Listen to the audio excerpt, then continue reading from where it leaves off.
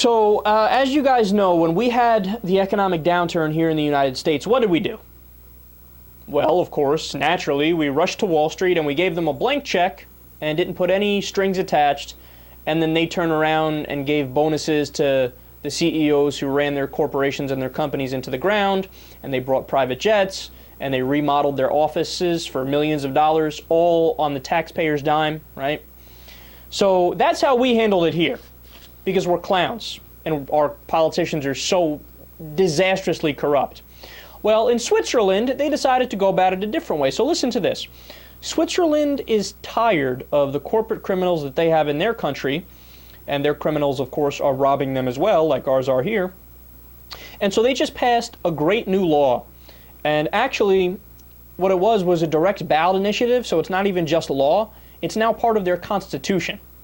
So they don't play. When they come after you, they come after you. So what the law is that shareholders will now have the ability to veto executive pay packages. So so-called golden parachutes are outlawed, and executives who defy the rules could see jail time. See, here in the United States, when we have a CEO of a corporation that does something wrong, they get a little slap on the wrist, right? A little slap on the wrist, and then they go to a Club Med for a couple months, and then they come back out and start doing the same thing. You know, somebody put it, I forgot who said this, but somebody had an awesome quote where they said, Bernie Madoff made the terrible decision of stealing from the rich, right? That's the only reason why his ass is in a real jail. But all the other corporate criminals, as long as you're stealing from poor people or middle-income people, well, it's fine. Don't worry. Here, go to this resort for a little bit, and then you'll be right back out doing what you were doing before. So let me give you a few examples here of what was going on in Switzerland. Pharmaceutical company Novartis, they had a recent offer of a 6-year, $76 million golden parachute to outgoing chairman Daniel Vasella. And obviously, your rank-and-file citizen in Switzerland heard about this, and they were outraged. But they actually decided to do something about it, unlike here in the U.S., where we get outraged and nothing happens.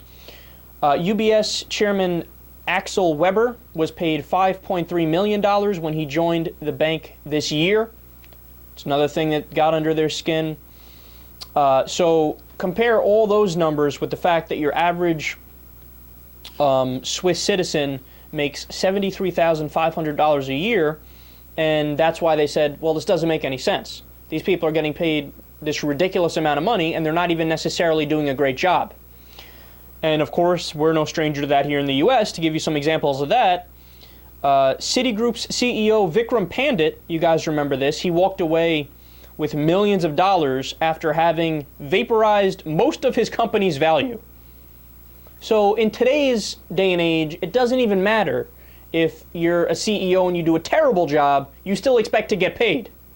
It used to be that, oh, if you do a bad job, well, that's a sad day for you. Your ass gets fired and you don't get a bonus. You have to do well to get a bonus.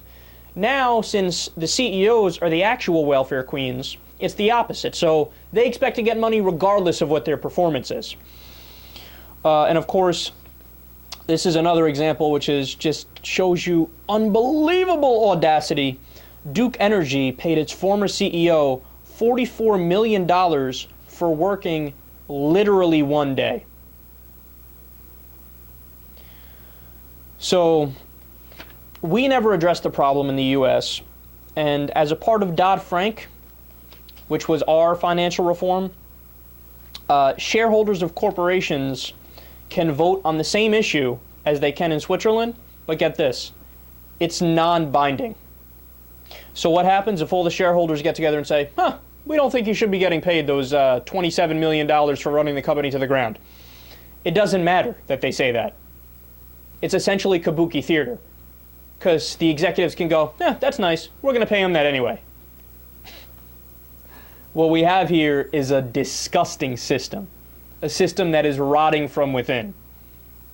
What a clown-ass part of the law that was.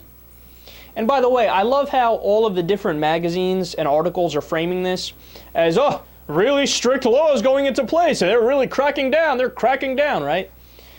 But think about it. Having a law that says that shareholders of a company have control of the company is like having a law that says Oh, the company that you own, you get to make the decisions for.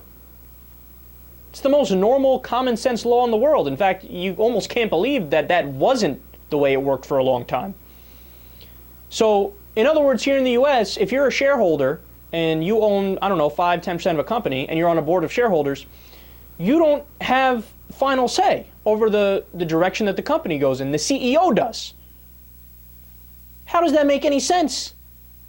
No, it's amazing because the way that we've structured the system in the United States, the incentives are all messed up, and the people who own the company don't even get to call the shots for the company.